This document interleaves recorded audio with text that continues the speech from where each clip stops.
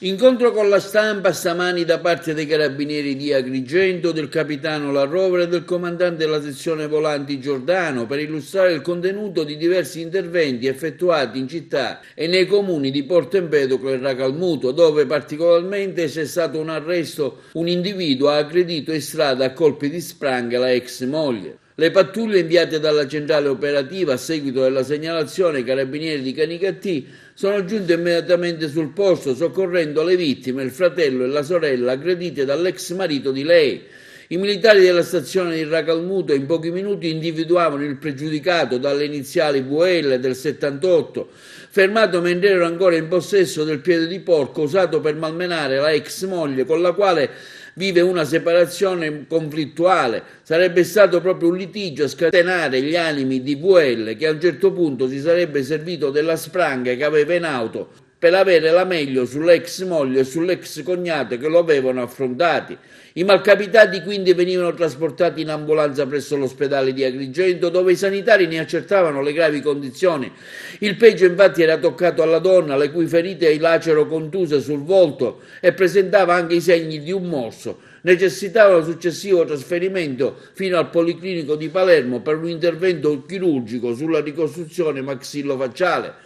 Il fratello della vittima, invece, riscontrato affetto da trauma cranico, se la cavava con numerosi punti di sutura al capo e una prognosi di 15 giorni. VL, dichiarato in arresto, veniva condotto in carcere e compariva davanti al tribunale di Agrigento, che ne convalidava l'arresto e applicava all'indagato la misura cautelare del divieto di avvicinamento e di comunicazione con la persona offesa. Altro simile episodio è avvenuto a Santa Elisabetta qualche giorno fa. Anche in quell'occasione i carabinieri della compagnia di Canicattì erano intervenuti in soccorso di una donna minacciata di morte dal convivente violento e maltrattante. Anche in quell'occasione era stato tratto in arresto dai militari. Altra operazione riguarda 2 arresti eseguiti per detenzione di sostanze stupefacenti ai fini di spaccio.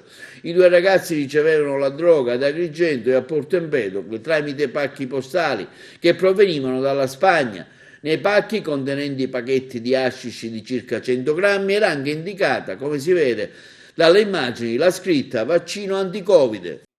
Confermo 2 arresti del nucleo operativo e radiomobile nelle giornate appena trascorse. Per un primo arresto effettuato ad Agrigento su segnalazione di cittadini che hanno notato un ragazzo che senza apparente motivo attendeva nei pressi della stazione bassa di Agrigento.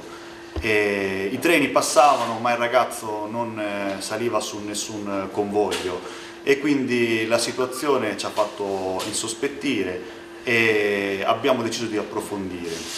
Nell'osservare il comportamento del ragazzo abbiamo notato che a un certo punto si è diretto e ha preso un pacco, scartandolo conteneva sostanza stupefacente e come in una partita di football ha cercato di correre appunto e sfuggire alla cattura dei carabinieri che però l'hanno prontamente placcato e quindi trovato in possesso di 45 grammi di sostanza stupefacente di tipo hashish e altri 5 grammi poi ritrovati a casa.